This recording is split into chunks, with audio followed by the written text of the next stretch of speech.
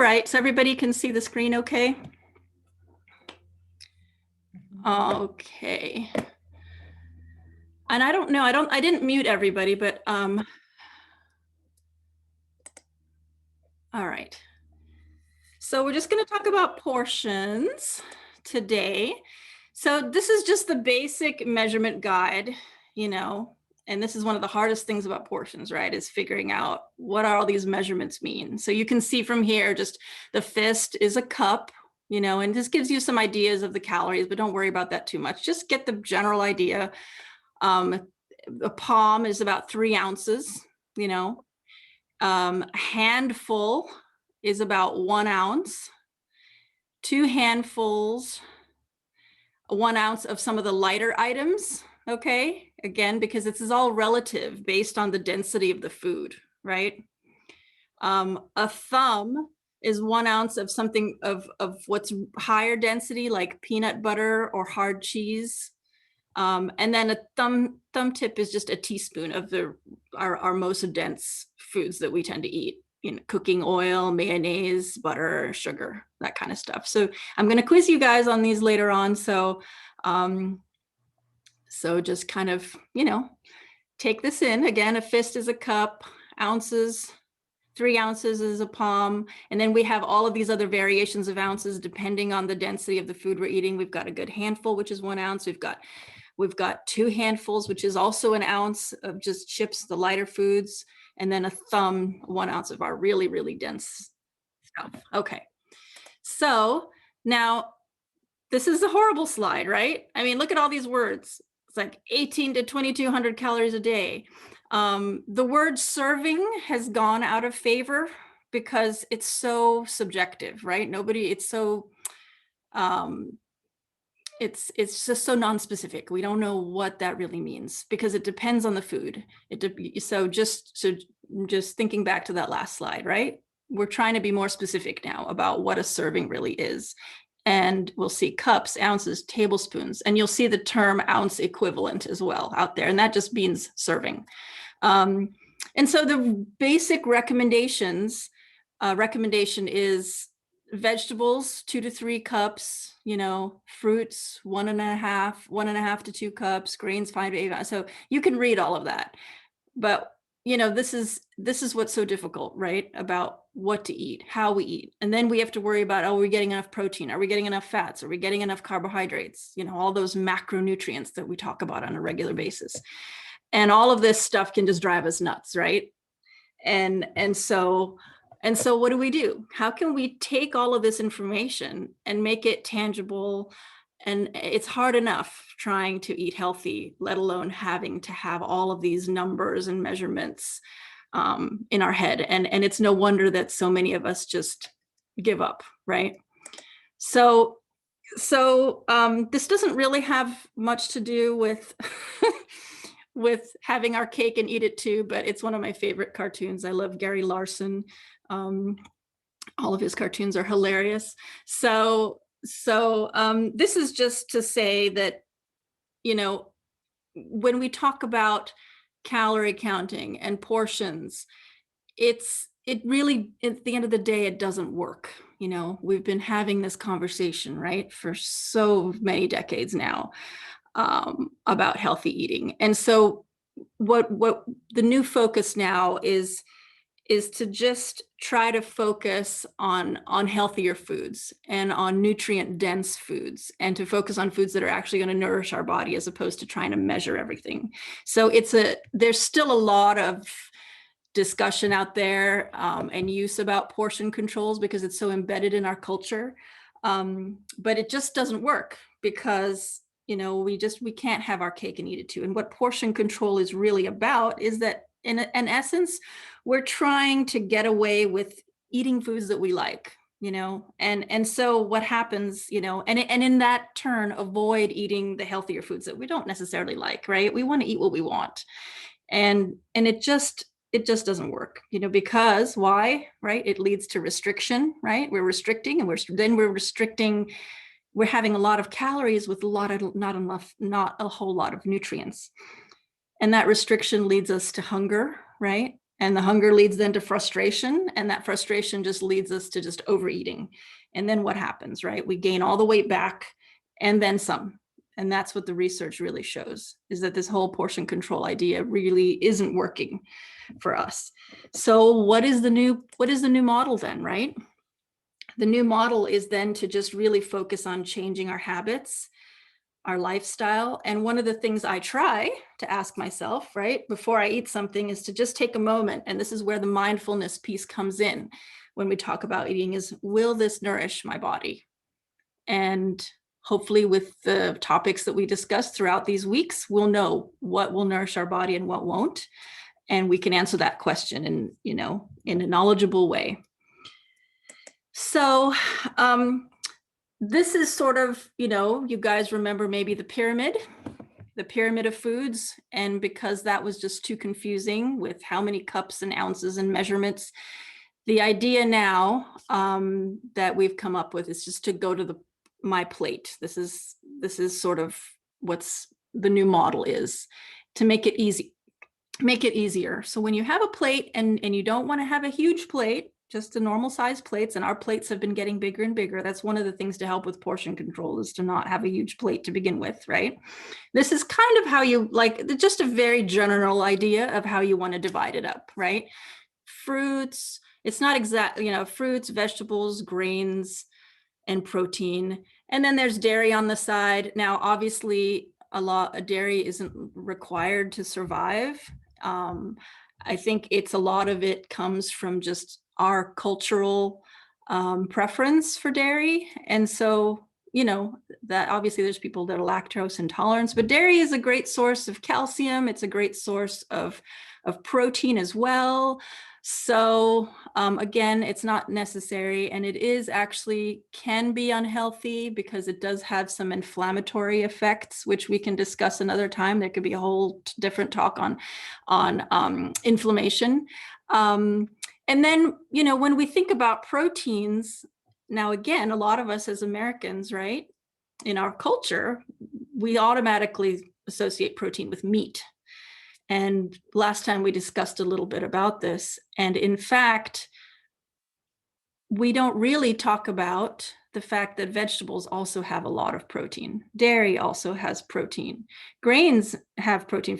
All foods actually have protein. The difference is that the protein in meat, obviously there's higher, I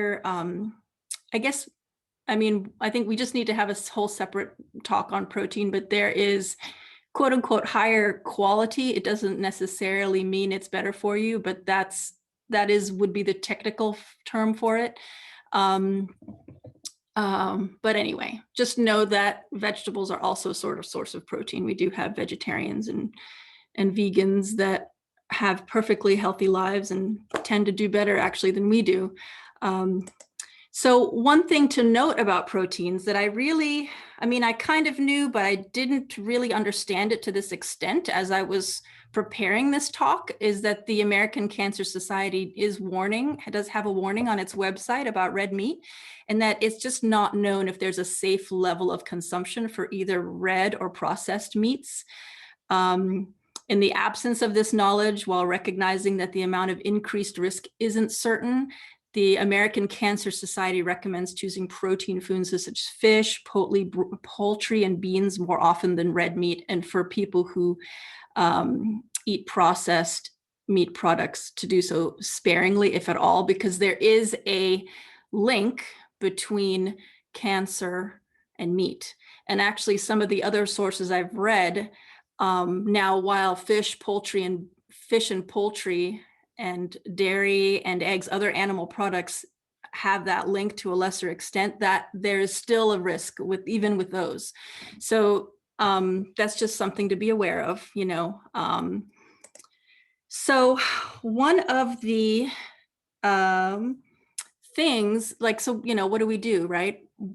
Some of the research that's out there, recently they've been talking about these blue zone areas in the world, and these are areas where we have pockets of populations that have the highest concentration of people that live to be 100 or older.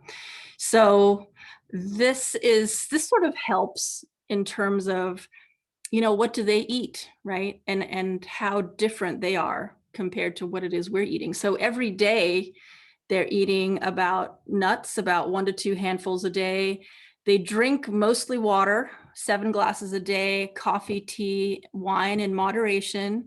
Every day they have a daily dose of beans, about half a cup to 1 cup a day. And then they actually, they eat a lot of single ingredient, raw, cooked, ground, fermented, not highly processed food. And it's like 95 to 100% plant-based food. That's what they eat every day.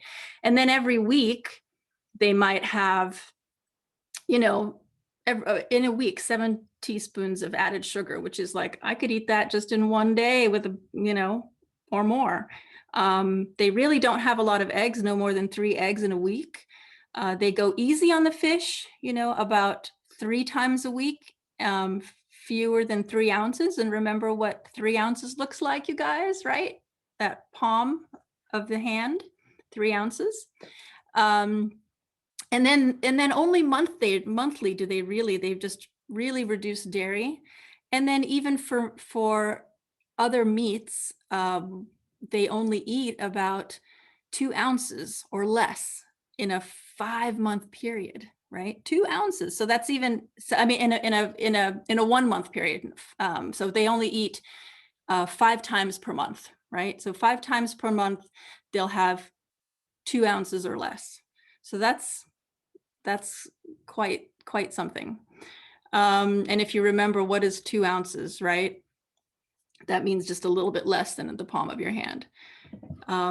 So that's a tall order, but I think just having that perspective really gives us the idea of how far removed we really are, in terms of what a healthy diet and what we really need. We've sort of been conditioned culturally that we really need meat. We got to eat meat. Meat's got to be at every meal. And that's just not the case at all. And we're just finding more and more this link between cancer and high animal protein. So, okay. So what do we do? How do we sift all of this out, right? There's this one physician I'm familiar with. I've read this book, and it's kind of a funny title. It's called How Not to Die. My husband bought it for me for, I think it was my 40th birthday, as kind of a joke, but it's actually a really good book. It's extremely thick and detailed, but it's very well done and very well researched. And he came up with what's called a daily dozen, a checklist, if people want to just have a guideline to go by, if people are interested in eating healthy and losing weight. And it only gives you, it's probably just about 1,300 to 1,500 calories, and not everybody can live on that, but, or is advised to live on that. But it's great if you're trying to lose weight. And then at least you can, if you check off these very basic, boxes, then you're probably not going to have much room or be super hungry beyond that to eat anything bad. So I actually took that checklist and I created a document. I'll put it in the chat after we're done. Then you guys can access it, and you can, I'll see if I can open it up and see if you guys can see it. Here it is. Here's the daily health checklist. And then you can maybe laminate it, and then check it off, so beans, and it kind of gives you sample serving sizes of what serving size. We want 3 servings of, this is his checklist. 3 servings of beans a day, 1 serving of berries, 3 servings of other fruits, 1 serving of cruciferous vegetables, 2 servings of greens. So a box obviously represents a serving. 2 servings of other vegetables, 1 serving of flaxseed. Yay, flaxseed. Nuts and seeds, 1 serving. Herbs and spices, he recommends, turmeric. It's great, and it not only tastes good, but it's wonderful for health because of its anti-inflammatory effects. We need to have a whole separate talk on inflammation. Whole grains, 3 servings of whole grains. And again, examples of what that looks like to kind of bring it down to earth for us. Beverages, water, tea, coffee, skipping the cream and sugar, 5 beverages. And then on the checklist, he puts exercise. So 1 serving of exercise. So that kind of covers all the bases. So I just made this document, and I will, I'm probably going to laminate it myself and put it on my fridge and help myself kind of keep on track. And even if I only do a few things on this checklist every day, I think I'm going to feel, I think that'll probably help me quite a bit. Okay. So, so portion control, just getting back to kind of talking about how we control our portions in general and just some overall tips to doing that. So we can take control of the amount of food that ends up on our plate when we're eating out. That's one of the pitfalls, right?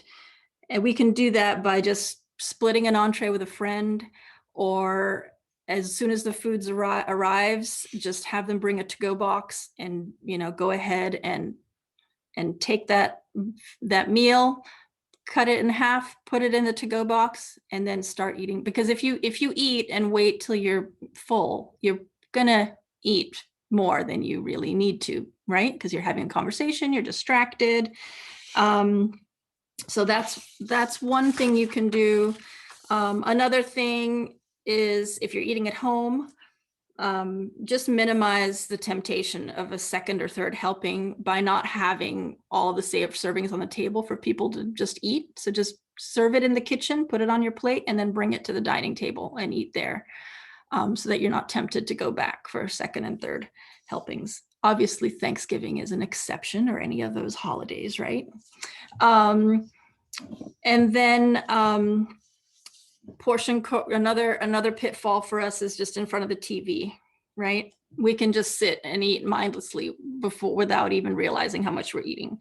So just take the amount that you plan to eat in a bowl and then bring it in and sit in front of the TV. Don't take the whole bag of chips and then just eat out of the bag, because you're going to eat the whole bag. That's just how we all are, right? And so this just helps us to be mindful.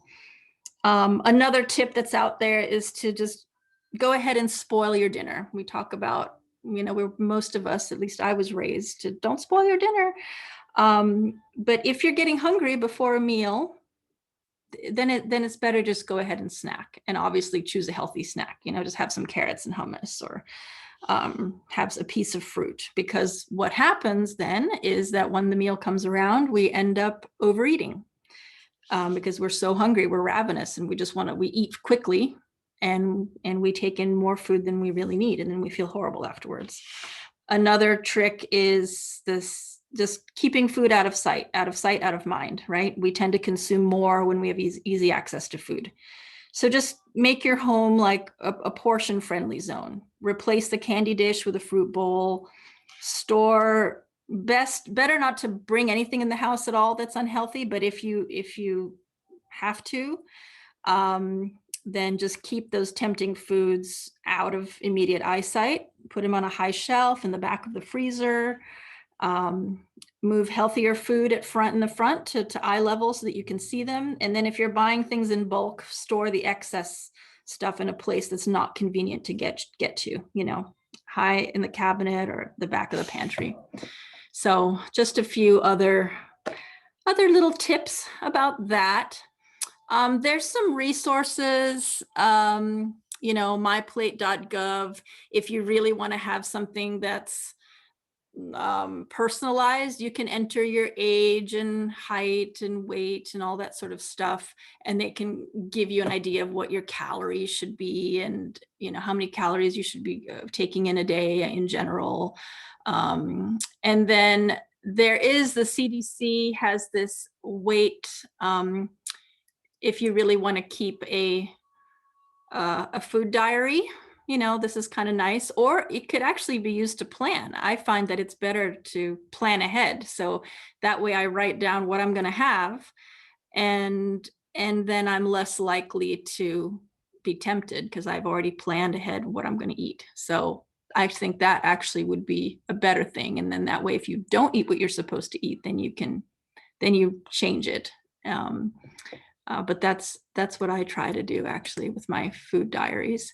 And then there's, people like apps. There's the MyFitnessPal, which is rated as the best free version. If you want something that's paid, Noom is you've probably heard there's a lot of advertisement about Noom. It's actually pretty good. I've looked into it.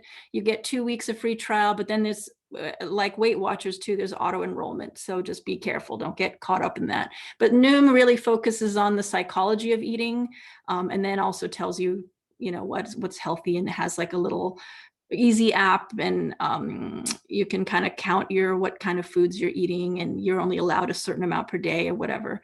So it's helpful if people really need a little bit of that structure, and it kind of gives you some training wheels to figure out what direction, what you should be eating. So it's helpful in that way. Weight Watchers, they're again, they're kind of on the calorie, it's a little bit more of a calorie counting thing that we discussed. It's not as effective long term. I know, and I put them on there because I do have a really good friend of 20 years that was able to lose about, I think, 10 pounds with Weight Watchers, but then she's gained it all back because, again, it's restricting. Although, to be fair to Weight Watchers, they do encourage the fruits and vegetables because there's 0 points. You don't get any, you don't have to worry about, you can eat as many fruits and vegetables as you want. So they do encourage that in that way. So anyway, and then those are just my references. So that's it. Let me stop our recording. There we go.